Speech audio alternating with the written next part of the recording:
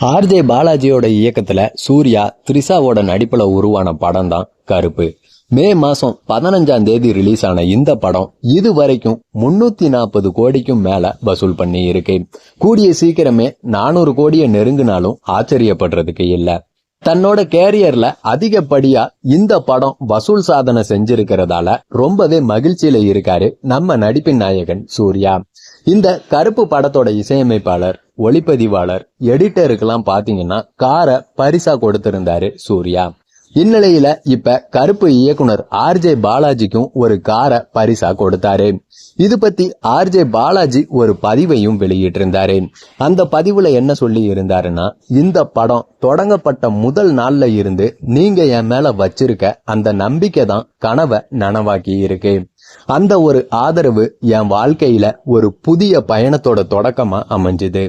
உங்களுக்கு நான் கொடுத்த வாக்குறுதியா தொடங்குன ஒண்ணு இன்னைக்கு ஒரு மாபெரும் வெற்றி படமா நிஜமாகி இருக்கு. இது எல்லாத்தையும் அந்த ஒரே ஒரு நபர் இல்லைன்னா சாத்தியமாகி இருக்காதுன்ட்டு பதிவிட்டு இருந்தாரு ஆர்ஜே பாலாஜி. அதோட சேர்த்து சூர்யா கார் ஓட்டுற மாதிரி ஆர்ஜே பாலாஜி கூட உக்காந்துருக்க மாதிரியான ஒரு வீடியோவையும் ஷேர் பண்ணி இருந்தாருங்க ஆர்ஜே பாலாஜி.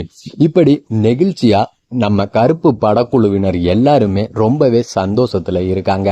அதாவது ஒரு காலத்துல பாத்தீங்கன்னா ஓடிடி ஸ்டார் அப்படின்ட்டு சொல்லி நம்ம சூர்யா அண்ணாவை பாத்தீங்கன்னா கிண்டல் அடிக்காத ஆளே இல்ல.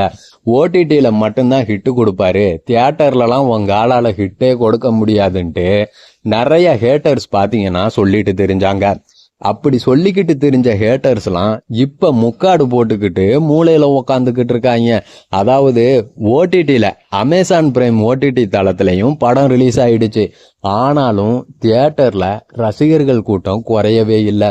ஓடிடியில ரிலீஸ் ஆனதுக்கு அப்புறமும் தியேட்டர்ல போய் படம் பார்த்துக்கிட்டு தான் இருக்காங்க. சூர்யா ஓடிடி ஸ்டார் கிடையாதுங்க, தமிழ் சினிமாவோட பிக் ஸ்டாரு. அதை யாராலையும் மறுக்கவே முடியாது. ஓடிடியில ரிலீஸ் ஆனா என்ன, தியேட்டர்லயும் வசூல் குறையாம போய்கிட்டு தான் இருக்கு. கூடிய சீக்கிரமே இந்த படத்தோட 400 கோடி வசூல் அப்படின்ற அறிவிப்பும் வரத்தான் போகுது.